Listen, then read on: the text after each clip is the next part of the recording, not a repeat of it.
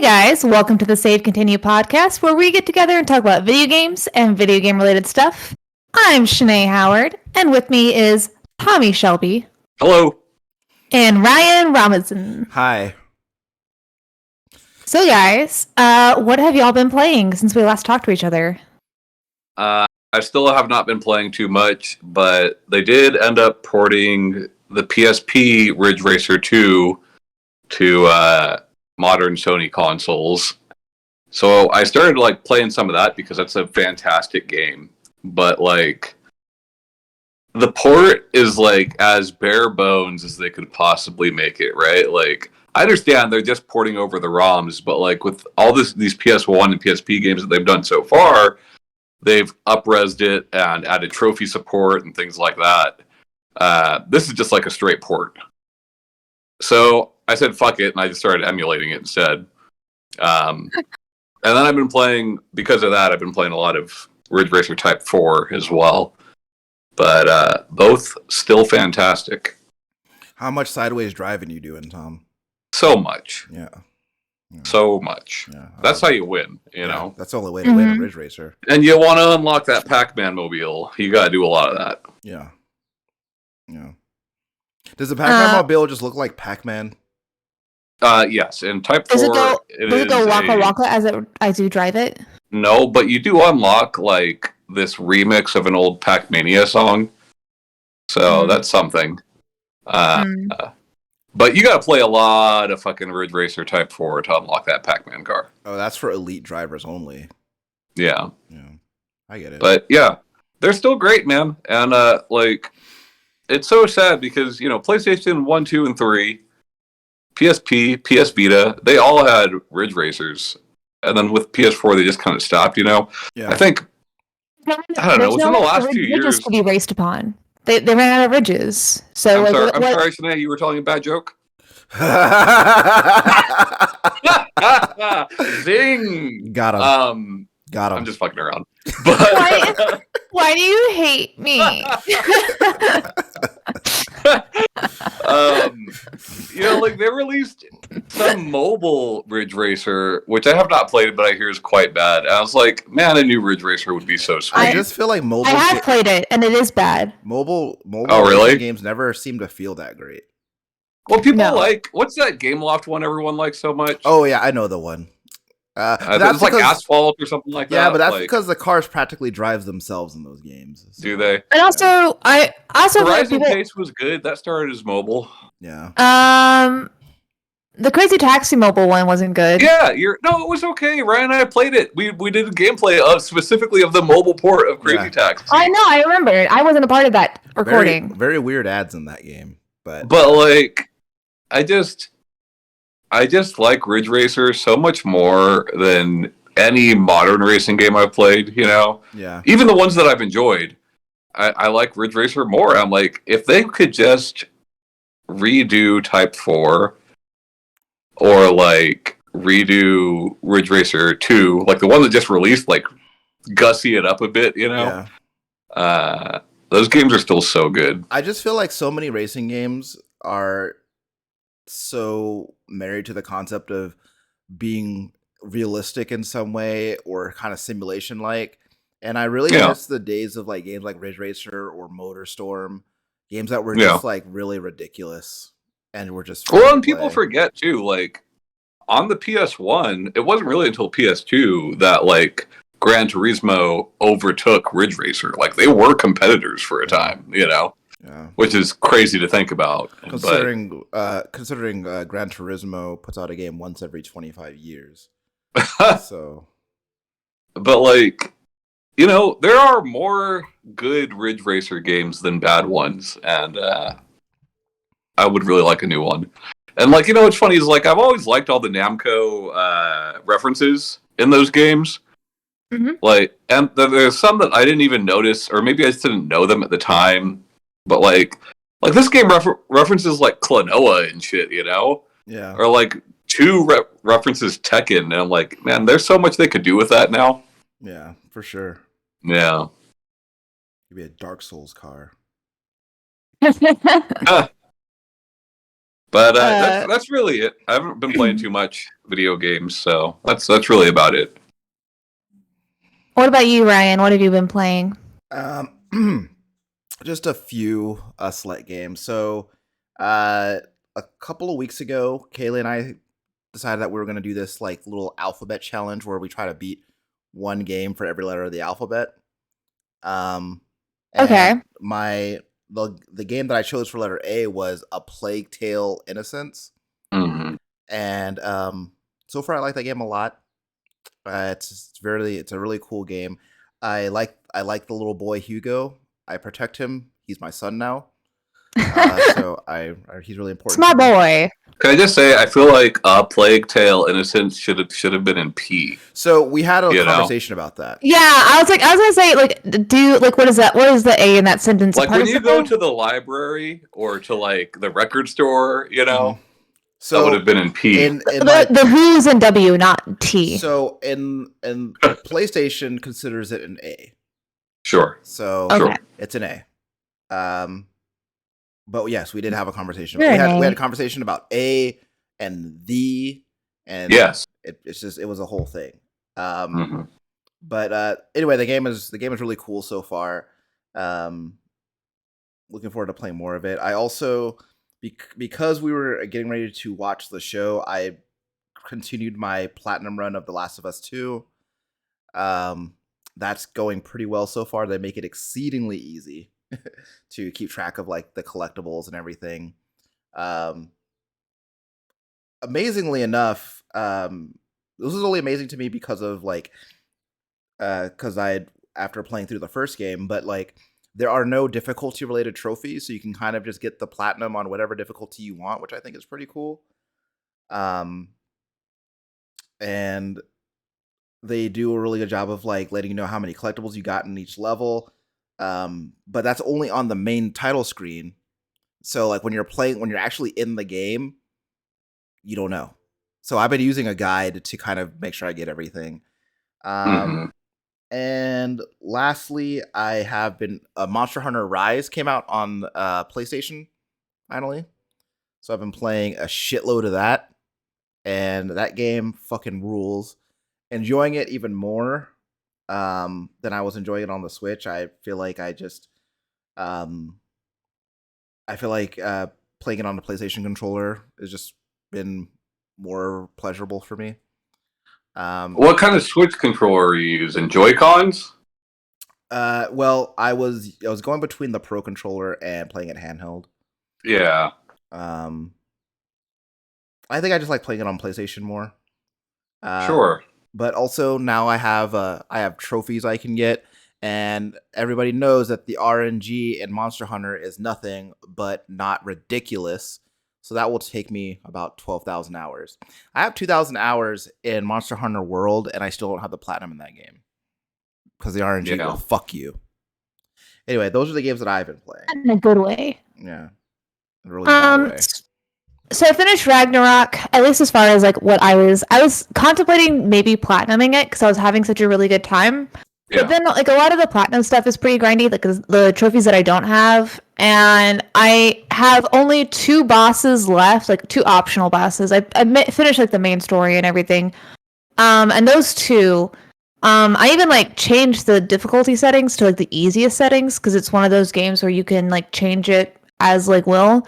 And there definitely was like another optional boss that I did change the settings on for as well. Because I was like, I just kept getting super close, and I was like, all right, I'm getting frustrated, and I don't want to play this, and I'm getting to not want to play this, so let me just, like, get this guy over, keep going with the story. Yeah, I'm done. I like, even changing the difficulties, I still, like, not, like, a little bit, not, like, I mean, I kept getting them more than halfway done, but I was just, like, I did each one, like, maybe 10 times. And like trying different armor sets, trying different things, looking online to see what other people suggested. And a lot of the fight styles that I saw to beat both of them are fight styles that I'm not really comfortable with. Like that's not really how I think or what like my muscle memory is for that. So I tried with one of them to like I went out and like grinded a bit to try and get used to like the moves and what they were doing, but it just like didn't feel good for me. So I was like, I'm done. Like I beat the game. Like I don't. Can I ask? Like you spoke very highly of the first game. Mhm. Like when you played that, you talked about it a lot on this show. Do you like it as much as the first game? Yeah. Yeah. Yes. No, 100%. I like a lot of the changes they did as far as like maybe I'm misremembering, but I do feel like the fight style is a bit like easier on this one, like because you'll level because the skill tree is like you unlock certain moves, and then if you do certain ones of them like enough times, then later in the game you unlocked where you can add bonuses like extra damage or extra elemental stuff or things like that. That's new, and I really really liked. But I just felt like it felt like a better flow when you're fighting, like going from one move to the next.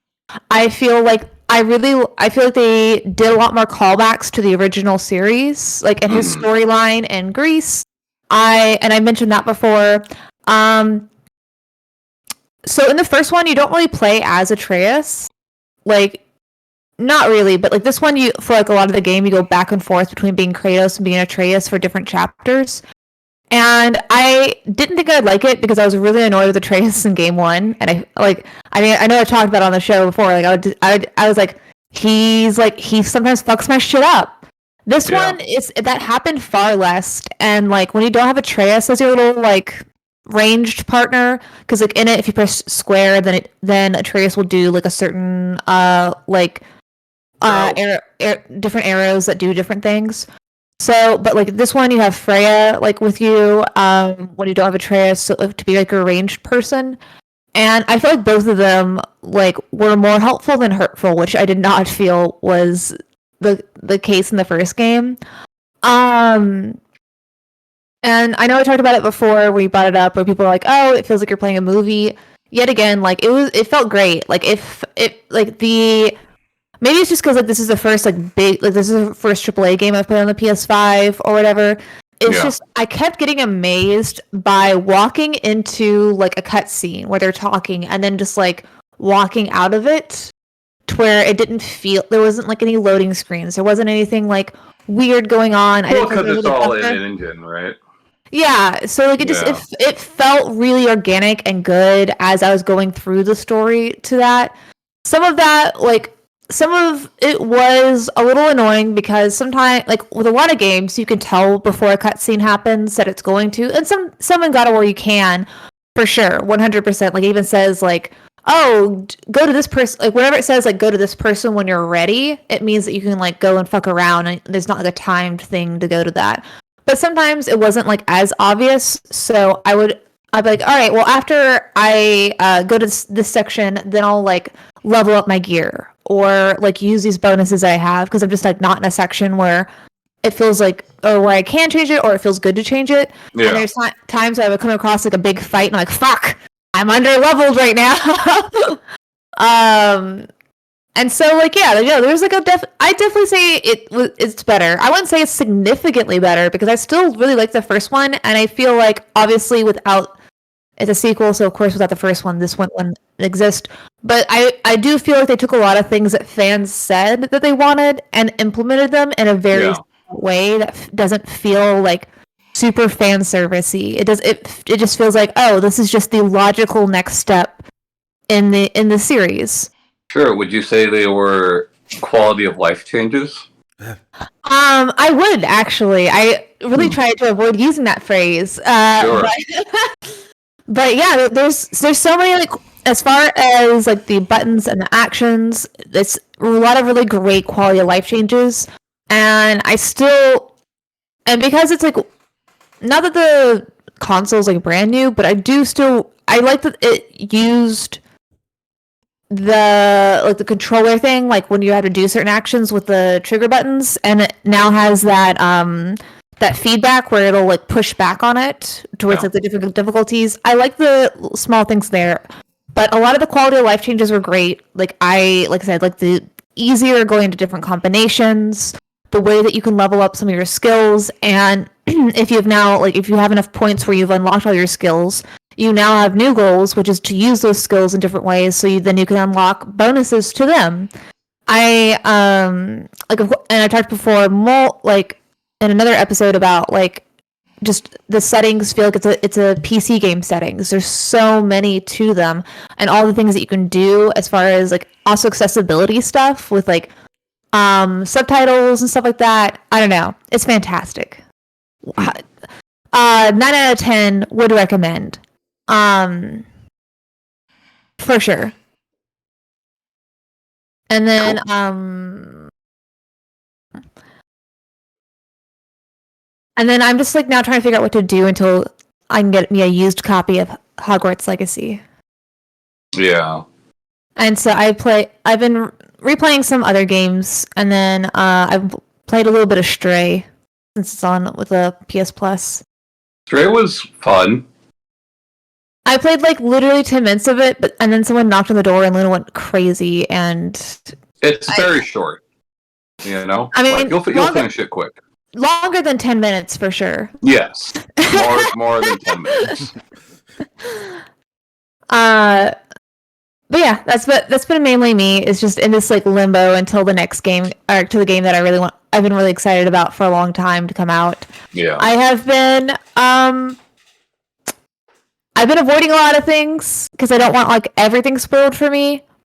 But I do have people saying that there's more issues with the game when it comes to I guess moral compass stuff. I don't know what to call it. I mean, it's right. Well, I don't know what it is, and I should probably look it up. But I also, yet again, I'm buying a used copy, so maybe my mind's not going to J.K. Rowling. But apparently, there's a lot of anti-Semitic stuff going on with this Hogwarts Legacy game. And I don't know how or why. I mean, I know that the goblins in the books were obviously done off of very racist stereotypes. Sure. But I don't know how. I don't know. Someone just told me that I shouldn't buy it because it's anti-Semitic, and I was like, huh? Because it also wasn't in a place to where we could talk. It was at work. Someone said it at work, and I was like, oh, okay. I'm not gonna have this conversation with you in a meeting. Right. But okay, this is now an awkward thing where I feel like I should defend myself for wanting to play a game that's apparently anti-Semitic and not knowing it. I mean, you didn't know. I said not knowing it, yeah. So I'm just I'm not going to ask for details because this is not the platform or the time to do this. So sure. I've been trying to avoid stuff not to spoil, so I can still feel a lot of magical things about it. I've seen I'll skip through some of the gameplay stuff, but I guess I need to go look and see if I'm going to be being anti-Semitic by playing it. But that'd be really unfortunate because I just want to go to a magic school and learn some spells. I don't want to be problematic. Let me tell you something. All right, a lot of people are out there playing this Call of Duty. You know about Call of Duty? I've heard of the Call of the Duty. Right, and in Call of Duty, you go around killing people. Did you know that? A lot of brown people. I was like, is it a specific subset? A lot of brown people. We're shooting a lot of brown people. I was saying, playing the game. The same type of brown people or different types of brown people? Playing the game does not inherently make you an anti-Semite, especially you not knowing the contents of this game going into it. Well, apparently, but it wouldn't hurt to research a little bit. Yeah. Yeah, but I mean, yes, 100%. And I just need to know, do I just need to not tell people if I do play it? I mean, you should be very ashamed, yes. I don't think any reasonable person would call you an anti-Semite for playing the game, Shanae. Yeah. I mean, you should hear the things that people have said about Ryan after he told us he played Oni Chambara, you know? I just... Look. She looked a lot cool. Came out. She looked cool on the cover, and I thought that would be a cool game to play, and I was right. So... Titties. But, yeah, Look, I mean, as long as I'm not saying that, people's, feelings, or if they say why it's anti-Semitic, saying, oh, well, you're wrong. I feel yeah, obviously there's, nuance to this, but I also don't, as, my own person, don't necessarily want to I don't know how to word it, but basically I don't want to feel like anyone have anyone, because I play this game, like feel like I am contributing to obviously this like stereotypes or like these harmful behaviors or anything like that. This is the way I've always seen it, is that I think all of us, without exclusion, consume some kind of media or content that is in some way problematic, right? I think the important thing is to be able to acknowledge those things and be able to understand what is wrong about those things. But there's never going to be a case where you're going to 100% avoid it. I think you kind of just have to do the best that you can. But I don't think it serves you well to agonize over whether or not you can be perceived a certain way by consuming that piece of content. But I do think it is important to always just be aware of those things.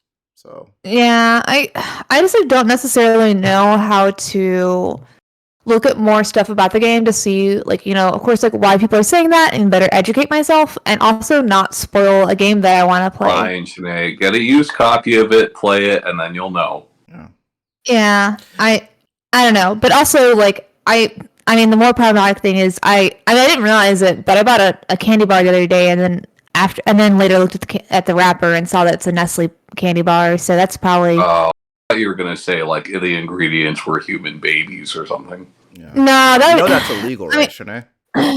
What? Buy Nestle product? Human baby candy. Yeah. No. Yeah, just human blood, not meat. Yeah, we went over this earlier when I served my human blood buffet. Sure. But yeah, I don't know. That's also just been something that's been like, I'm like, man, I've been really excited to play this, but like, should I? I don't know. I don't know. But to go back to something we brought up earlier with talking about God of War, quality of life stuff. Yeah. So our one of our longtime listeners and good pal Abs, we've talked about him on the show. He gave a suggestion to us on our Discord about, we have multiple different sections. One is topic ideas, and he wanted us to talk about quality of life parts of video games, like favorite improvements to a game or things we wish more games did. We definitely talked about some of this stuff in ours, but I don't think that we've ever this is the specific topic that we're going on. I like the topic. It was not hard for me to think of games and series to talk about for this. Yeah. So, I mean, this is going to be just like kind of more of a me thing.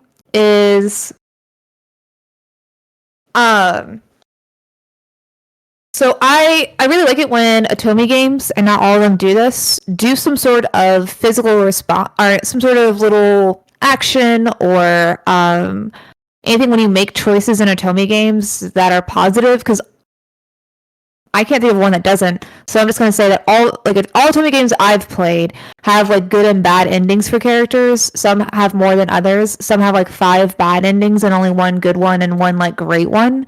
So sometimes so if you're not using a guide, it can be really hard sometimes to figure out where to save and like also which choices kind of lead you different paths.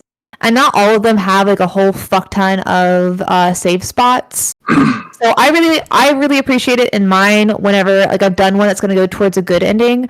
Sometimes it'll have like a little it'll say romance up and have like a little up arrow or have an up arrow, or it'll have like each character has like a little chibi icon, and it'll have like that chibi icon show up of the character that you're doing the choices for and have like a happy face or a sad face. Some sort of like visual indicator of like, hey, like, because some of them, when you make choices, it doesn't matter like which option you pick. It's not always obvious that like, oh, this is going to turn you down a bad lane.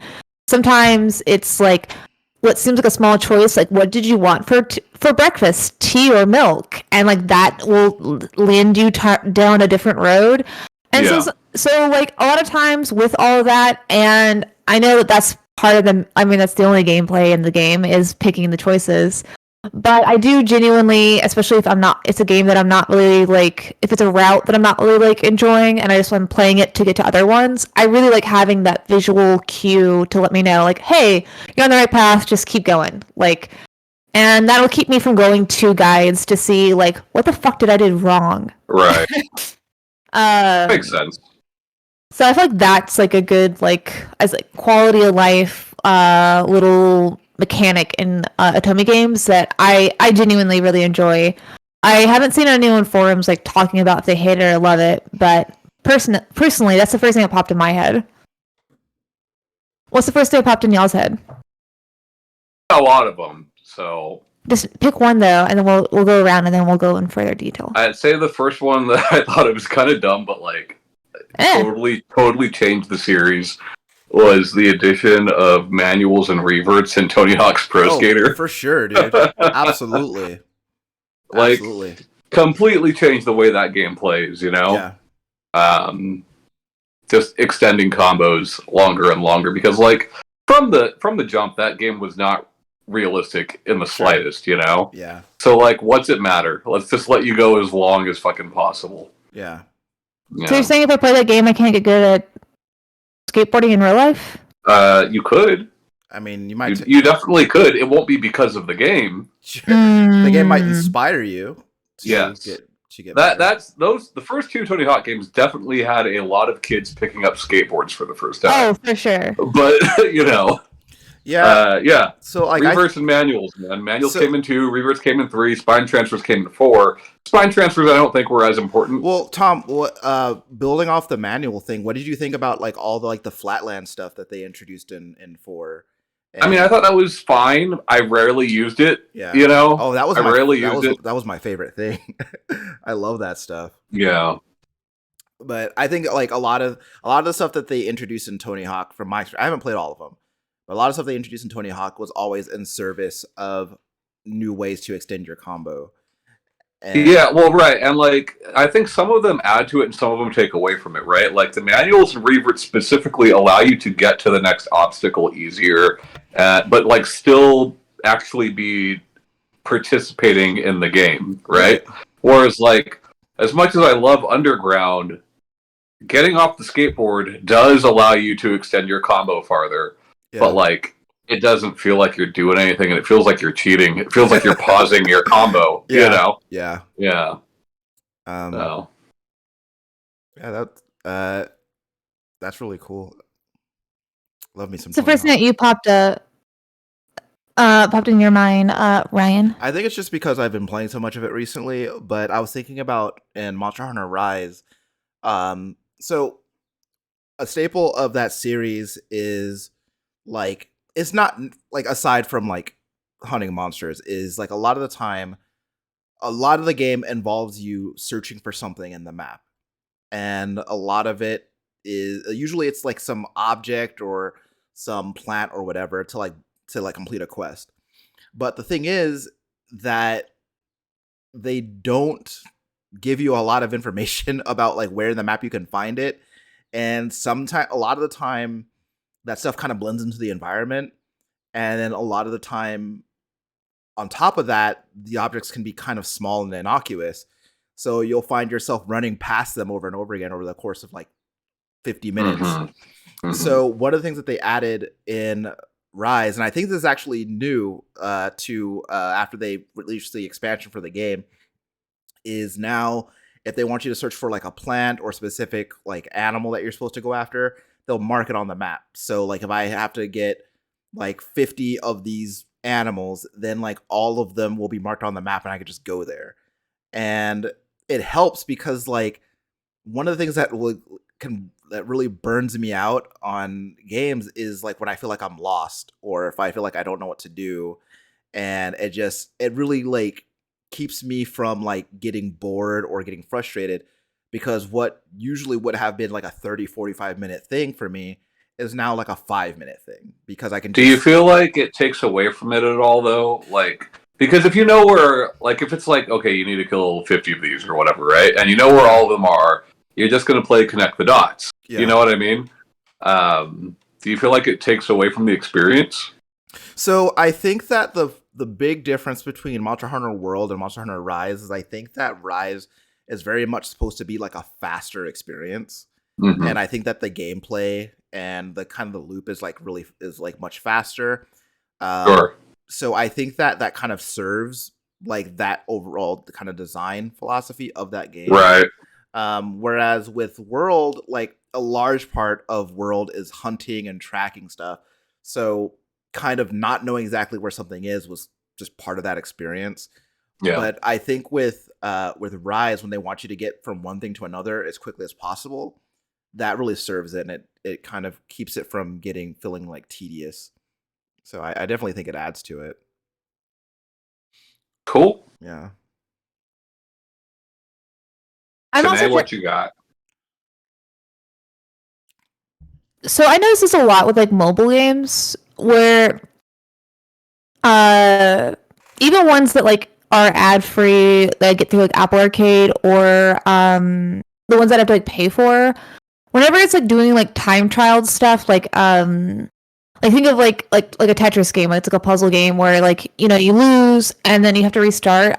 Like, I really appreciate it whenever games have a quick restarts on those instead of like having to go back to the menu, then click it, or have to watch, or not even like a full ad, but like a splash page for like another game they have. Because I don't consider that like having to watch an ad or whatever.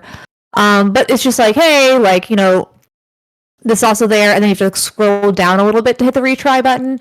I really appreciate when developers like really like, especially for games specifically where you are playing like Tetris, where you're like puzzle games where you're playing the same level essentially over and over again in different ways, have that quick restart. That was like the second one I kind of thought of. I was also trying to think of like in franchises, like one game to the other, and it's really hard to like think about. Most of mine are. Yeah, because like for me, I just because I have a shit memory, I just tend to think of the stuff that I like the most. Right. Like I remember that I can't remember exactly how, which is terrible, but like I know as far as getting like the different like modes, like in Kingdom Hearts, like wisdom mode, strength, and then like the other ones and stuff like that. I did like how they had it where the meter and you to turn and you to utilize that was a lot easier in Kingdom Hearts 2. I couldn't tell you exactly why right now. Yeah. But things like that, like I genuinely appreciate it whenever like I understand like not wanting like an Ultima mode, that's what it's called. But like I really appreciate when you have like these higher powers and stuff like that. Obviously not giving it to the very beginning of the game because then like it's challenging and it feels more rewarding and you feel cooler when you can get these like big power-ups. But if it's to the point where in your game it's like only near the end or it's like not really feasible to use them except for very, very, very niche scenarios. Yeah. I don't really enjoy that because I'm like, well, then why did I have this aspect in there to fucking begin with? Makes sense. Like with God of War, I definitely feel like 2 versus 1, like using rage mode, you have these like different options on how it benefits you. And I also feel like it was easier to get and utilize different power-ups and runes in 2 versus 1. And I like that because then it gave me where if I was getting frustrated at the fight and like trying to do like my normal stuff, I'm like, all right, well, I'll just pop this now and then take them out and do that stuff. And because it was easier to utilize, I obviously did it more, but also I can incorporate it in the fight style that I like a lot easier. And instead of just saving it only for boss fights or only for these niche scenarios, I can't imagine how difficult it is as a game developer or maker to try and balance out like a overpowered skill, but also make it feel organic.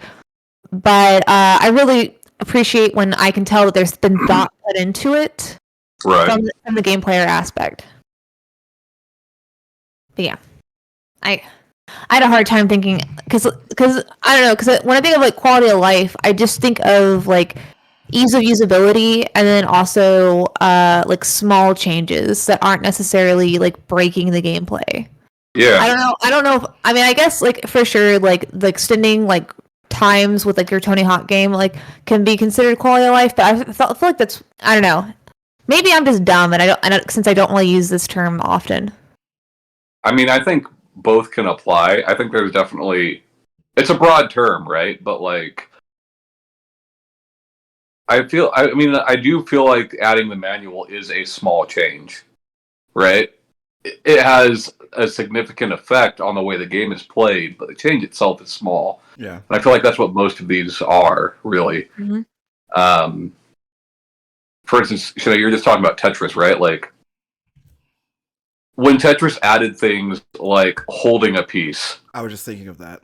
or instant drop, or silhouetted piece at the bottom of the screen, right? They're all small changes, but they change the game drastically. That said, I don't like most of those changes, right? I wouldn't say holding I wouldn't be able to say being able to hold a piece or the shadow the shadow part on the bottom to show you where it goes. I could see that being a quality of life change. I don't think holding a piece is like necessarily a quality of life change. I think that's just like a mechanic change in like general. They kind of one and the same though. Yeah.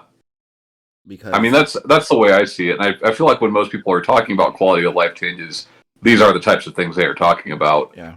But like, I don't like being able to hold a piece in Tetris. I don't like having the silhouette at the bottom.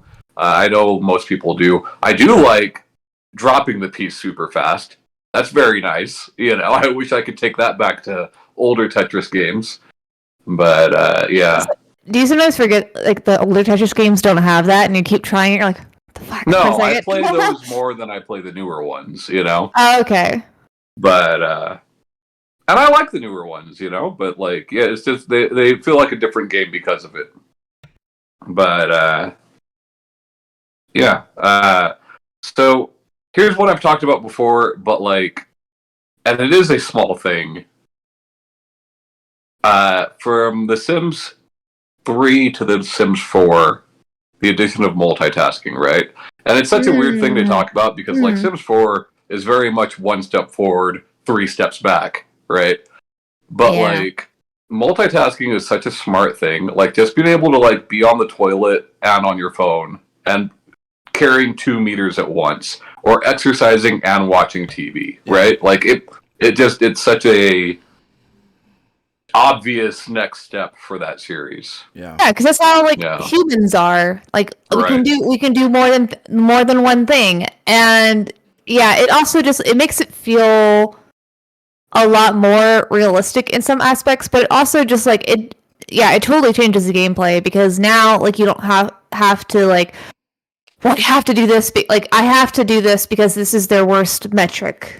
Or whatever. Like now it's like, okay, well, like let's cut these things out so I have time to do these other cool things or these other aspects of this gameplay that I've never really utilized because I'm too focused on hitting all the needs of my sim. Yeah. Which I hope they carry forward and like expand upon in the next one. We've already seen like they are currently developing the next Sims game. We don't know what it'll be called yet, but like, why not let you do any of those things that you want to do together? Like, why can't I take a shit and eat spaghetti at the same time?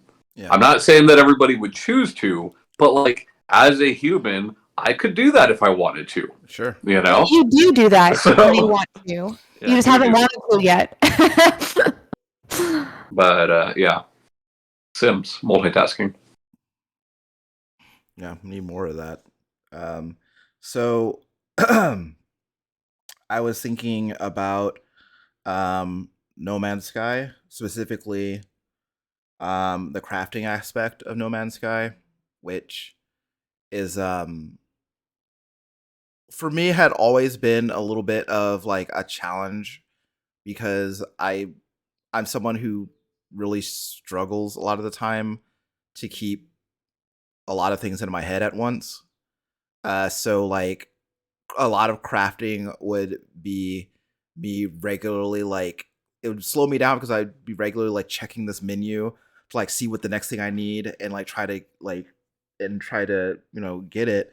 But they kind of with one of their more recent updates, they really like streamlined it to where now whatever you want to craft, they'll show you the tree of items that you need to make that thing. And if you need to craft something to get another component, that'll be part of the tree, and it kind of streamlines the entire process for you so that you can you're always moving toward that goal as opposed to like stopping to kind of figure out like where to go next. And it seems like really small because I think that like honestly, if you wanted to, you could either just like have that shit on your computer or what.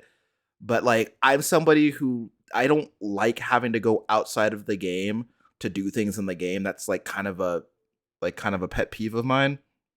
So being able to like have all the information like in front of me at a given notice in the game is like a really big deal. And I think that it has also made it a lot easier to because I think that if you're not following one of the major storylines in the game, then a lot of playing that game. What are you doing? Yeah, a lot of if you're not, because the storylines will give you objectives to follow, but if you're not doing that, then it kind of falls to you to give yourself the objectives, right? And so accomplishing those objectives or setting guideposts for myself is a lot easier because of the way that they cleaned up the interface. Not to mention the way that like they figured out new ways to like kind of segment the inventory menus to make it easier to like categorize things and keep them organized. And again, as someone who like really struggles with like organization and like keeping a lot of things in my head at once, it really helped to like keep everything like separated for me so that I don't find myself like getting overwhelmed or confusing myself. So that was a really big deal for me.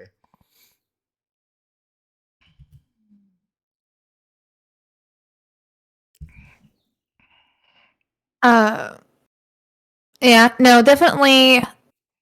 I'm honestly glad for all the fans like that No Man's Sky did do so many changes, quality of life and others.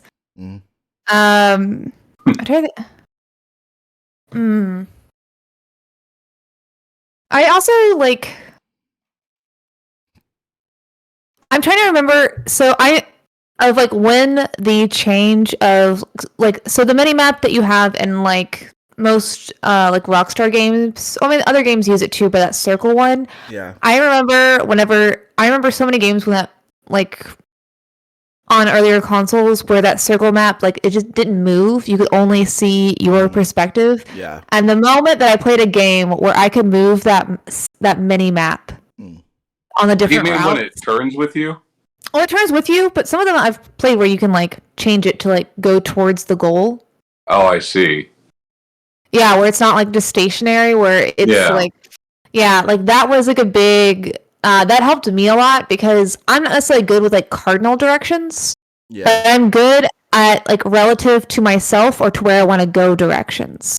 So having that changed where it's not like either fixed or it does like change with you, or if you like or change it towards the goal or whatever, really like helped me a lot when playing games and figuring out maps. Like much more than that, like a lot of like much more than like any of the stationary mini maps for sure.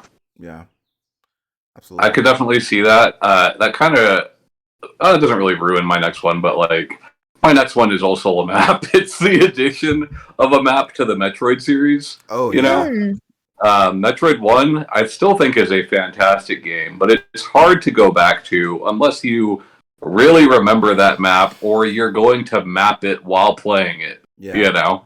Yeah. Couldn't be me. Yeah. I could not do it. And you know what? Like in some of those games I really like it, like the Etrian Odyssey games and stuff like that, where you are drawing the map. Right. You know? Right. That doesn't bother me, but like in Metroid I guess is a little bit easier than something else like a Hollow Knight or whatever, in that like at least the map is a grid. Yeah. You know? But like I still don't want to do that, you know? Yeah. Playing Super Metroid for the first time, like it's definitely was a huge improvement, you know? And I'm somebody who like largely requires maps, especially when like backtracking is like a thing. I get lost really easily, both in real life and in video games. So like having a map is always like a huge plus for me. Like I don't think I could play Metroid 1. I've never played it, and I don't think I could. I had Metroid 2 on my Game Boy, and I never finished it because like I didn't know where I was. Like I was going through the same 5 doors every time. I'd go back to my ship to get more missiles and health, and then I'd go back and go in that same loop again. Trying to find something else, right? Yeah, but like, and it doesn't help Yeah. that enemies always respond when you come back into the room. So like, I have no idea how far I've come. So That's funny. that actually, it's funny because how well Shanae's went into Tom's and how Tom's goes into mine, because I'm thinking of Dark Souls, specifically Dark Souls 3. And so Dark Souls is like a game that has, in some ways, kind of remained I don't know the word, but there are parts of Dark Souls that have always like been really difficult for me. Like I said, I get lost really easily, right? And as the series goes on, like those environments kind of get more intricate and it gets kind of harder to know where I'm going. And especially again, we're in a situation where you're backtracking a lot, and also as you're doing that, every time you rest at a bonfire, all those enemies come back, right? With Dark Souls, say that last statement for me, because like you're cutting in and out. Like Oh. you're, I don't know if it's just me, but Hello? it seems like your internet quality dropped and you went robot. hello. Did that happen to you, Tom? No. Oh, so it's just me. Okay, Yeah. never mind then. My apologies. Yeah. No, it's okay. So with Dark Souls 1, they kind of introduced the idea of being able to fast travel between specific bonfires to kind of help you cover ground more quickly. But it was in Dark Souls 3 that they made it to where any bonfire that you've lit, you can fast travel to that bonfire, as long as you're like at another bonfire when you're doing it. And for someone like me, I enjoy Dark Souls, but I'm not particularly good at it. So I die a lot, right? And so one of the most daunting things to me about Dark Souls isn't so much the bosses, it's getting back to the bosses after the bosses inevitably kill you. Yeah. I just imagine you like killing a boss and then just being like, "Mom, can you call me on the intercom? I don't know where you are, Mom. I can't find you." But isn't like, so did you play Demon Souls? Like Yeah, the original one? I did play Demon Souls, yeah. Because that one was just the tower, and you just like went in and out of that one door, right? Like, So or you to had, go back like, into the tower. You had like a nexus, which served as the hub that went to all of the different environments. I don't remember specifically how shit worked within those areas because I haven't played enough Demon Souls to say. But All right, fair enough. But yeah, and so for me, I think that if it weren't for the way that they did bonfires in Dark Souls 3, I don't know how likely it would have been that I finished that game. And I think that had a lot to. I think my being able to actually finish that game had a lot to do with that. Am I allowed to do a twofer because I have a twofer? It's like You could do a twofer. That's Okay. fine. because it's still Dark Souls, but No, just go for it. I have no more really that like I think would add anything that's like yeah. So one of the things I like doing in Souls games is I like playing cooperative multiplayer. That shit is so fun to me, right? The problem with it in Dark Souls 1 is that all you could do is you got your friends set down their summoning sign and you hope that the game showed that summoning sign to you so that you could summon your friend. Sometimes that shit took like a minute. Sometimes you could be trying to get it to work for like an hour. And later, and like in every subsequent game, they were like, okay, we're going to let you guys set up passwords for each other so that now you guys can, if you want to play with your friends, you can very easily play with your friends. And that was such a huge thing because now because I don't always have a lot of time, right? So like organizing co-op sessions with my friends, like I don't have an hour to like sit there and figure shit out. And then Ryan, you are cutting out, bud. Oh, hold on. Real bad. Hold on. Yeah. I'm gonna drop and I'll be right back. Ryan's gone. Oh no, he's back. It's fine. There, Ryan. There I am. There you are. Yeah. Can you hear me? Yeah. Am I good? Yeah, you're good, at least right now. I've heard a lot of people talk about exactly what you're saying, just like having a friend join you in game. Yeah. Being not the easiest thing to do. And like it was like, and like they don't really tell you how to make it work in that first game. So like a lot of it was like, okay, I'm gonna put my summoning sign here, I'm gonna stand by this thing, so you stand by this thing, and we'll see if it works. And it was a lot of trial. Ryan, you're still cutting out, bud. Okay. Yeah, your internet's shit right now, dude. Oh, can you hear me now? Yeah, I can hear you. You're frozen, but I can hear you. Okay. You guys go, and I'm gonna figure this out. Can't hear it again. You guys go, and I will figure this out. Okay. So another one I had, Shanae, that I actually talked about, I think last week, real briefly, was Ninja Turtles: Shredder's Revenge, the beat 'em up that came out. They recently added this menu that is basically just this topic, right? It's a whole bunch of quality of life features that you can toggle on and off, right? And it really elevated the game for me. I really liked this game a lot. I like the other games that Tribute Games has made. But, like, what really ruined the game for me is, like, your super meter. You know, it's a beat-em-up game. Your super meter, you can refill by, like, doing basically a taunt with each character, right?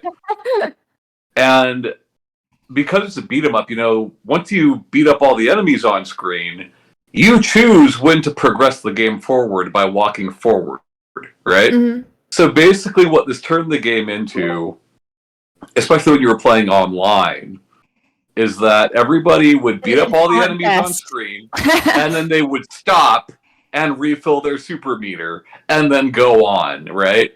And it made the game too easy, and it made the game kind of suck because you're waiting for everybody to fill up their meter, right? So, like, it's one of my favorite quality of life updates in a long time. It was like this whole update, you know, it changes a lot of different things, but like specifically that, being able to turn it to where supers cost life like they used to in old beat 'em ups made this game, like, took this game from being like a 7 for me to being like a 9 for me, you know, like it very much improved the game. So, on like a similar vein that I kind of brought up earlier with like God of War is I really liked when games started having more availability where you can change the difficulty settings as you play. Berto, well, he's like whatever, even if it has that option, whatever difficulty he picks at the beginning of the game, he's going to go through it. Like I said, he restarted Cyberpunk after hours of being in it because it was too easy. So instead of just changing the difficulty, has to start off with it difficult again.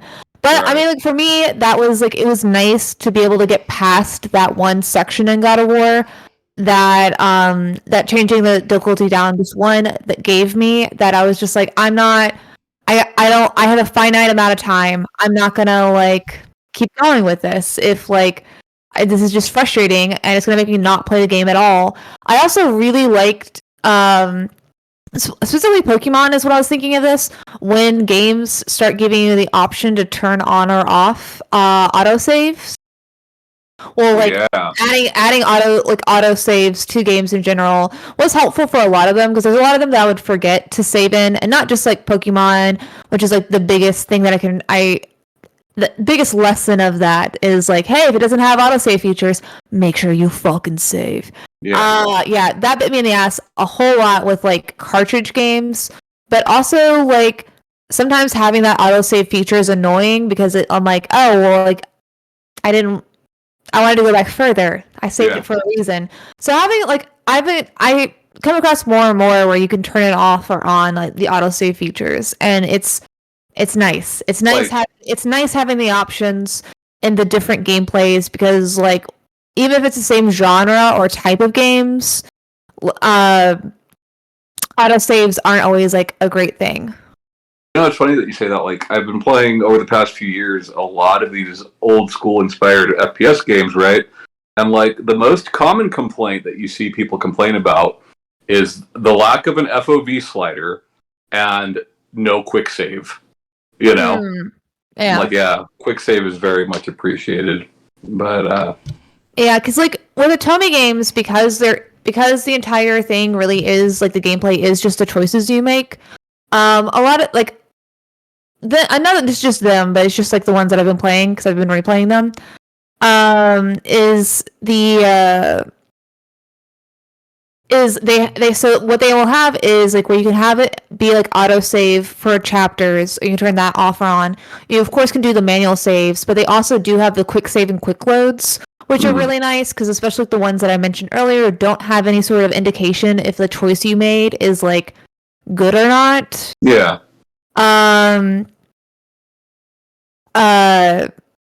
Like it gives you like the ability to like then just go pick the choices and see if any of them seem like, oh, this is like he took this, or your love interest took what you said badly or not. So the quick save quick loads are like fucking clutch in Tomy games, because it's super fucking annoying to have to like, it's super annoying to have to go and later like just go back super far in the conversation. Sure. That was like one of the things I hated worst about Persona, really SMT games in general. Like, depending on where you last saved, when you load back up that game, just going through that dialogue again, you know? Mm-hmm. But, hey Ryan. Hi. You're working. It's working now. Yeah. We can see you. You're not all blurry, and you don't sound like a robot. No robots here. Only organic humans. Yeah, orgasmic humans. Ugh, I wish. I liked the term quick load. You would. Yeah. I'm gonna be right back. I'm gonna do myself a quick load. I like that I fixed it. I do too. I have one that I was thinking about was in racing games, because I have this thing where if I play in racing games, it really bothers me. Like, I've talked before about how cool I think damage modeling on cars and video games is, but the contrast of that is that if there's a racing game that has it, then if my car gets messed up a little bit, starting the whole race over. That's it. I'm starting the whole race over. So you're just like racing, trying not to touch anybody? Not touch anyone at all. No walls, no cars, no collisions whatsoever. So when Codemasters put out both Grid and Dirt, they both had a feature that allows you to rewind time. So that if you get in a crash, you hit that rewind button, and it's like the crash didn't happen. But it's like it's up to you when to stop that rewind, because sometimes I'll not rewind far enough, and I'll just slam back into the wall again and waste a rewind. But Prince of Persia cart. Yes. Usually they will give you, because I know that depending on the difficulty level that you play on, they will give you a specific number of rewinds that you can use per race. And so like you can't just keep rewinding your way through a race. So now I'm just thinking Fast and the Furious stands a time. And I would love to see the Prince of Persia and Vin Diesel talk about family. Well, the Prince of Persia. What do they do when you're playing multiplayer, Ryan? Oh, that's just disabled. Oh. So, yeah. Yeah, we're not going to fuck with this. No. So, that's just disabled. But I thought it was cool because for me, like, for some reason, I'm kind of a perfectionist about that stuff. And I don't need to be, because the car's fine in the next race. To be. I don't have to pay to fix the car. Like, I don't know why I care so much, but I don't know. Because I want to watch the replay. I want to watch a cool replay with my badass car, and I don't want to cross the finish line with my car all fucked up. Well, let me tell you about a little series called Ridge Racer, Ryan, where your cars will take no damage. But there are a finite amount of ridges. I think like one of the biggest ones over the past few years is definitely like, I mean, GGPO is not new, but like rollback netcode in general in fighting games is a huge one. And like, yeah, it's a quality of life thing to the genre in general, but like you can point out specific games that have received it, right? Games that are like fucking KOF 98 got it like last year. Last Blade 2. Right, Last Blade 2, Garo, Mark of the Wolves, right? Like, yeah, 25 these old games are getting them, and it's like, it's fantastic. It's making people play those games competitively again. Which kind of leads me to my last big one is just like, quality of life improvements to emulation in general, right? Like using rollback to play Smash Melee because Nintendo's never going to give you good netcode, you know. Widescreen support for old 4x3 games. Up-resing your game, right? Like up-resing your game to like fucking 8 times the original resolution.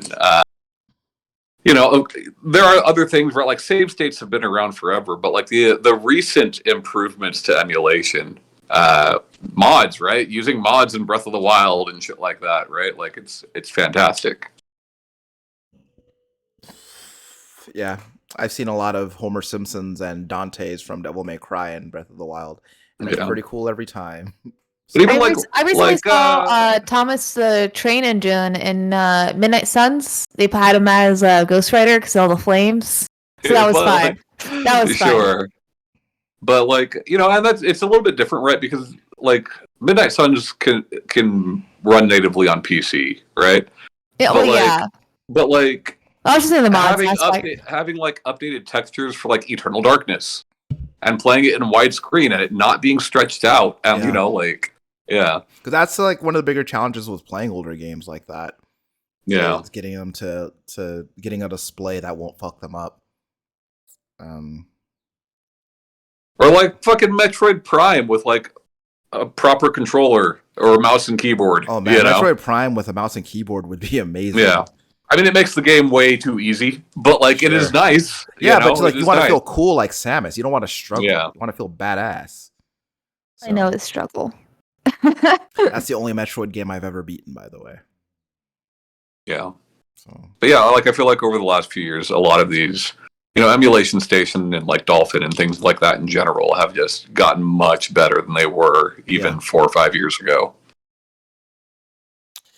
Yeah. And it's only going to get better with time. Agreed. Was there, but as far as the show goes, was there anything else that we haven't listed or mentioned that y'all want to bring up about quality of life or how wonderful Abs is? Well, Abs is pretty wonderful. He's a great guy. Love that dude. I would say, I want to close by saying that Abs has improved my quality of life. Sure. Yeah. That's why we're all here. He's the vape god. So that's true. Love him. But you can find us on most podcast apps. We also are on the YouTube if you want to see our beautiful faces. If you also have show topic ideas that you want to share, you can hit us up on our Discord. It'll be linked somewhere. Yeah. I don't know where, but you'll find it. I believe in you. It's in the description. Oh, in the description. There you go. Yeah. Thanks, Ryan. Coming in clutch. I guess. Bye, guys. Bye-bye.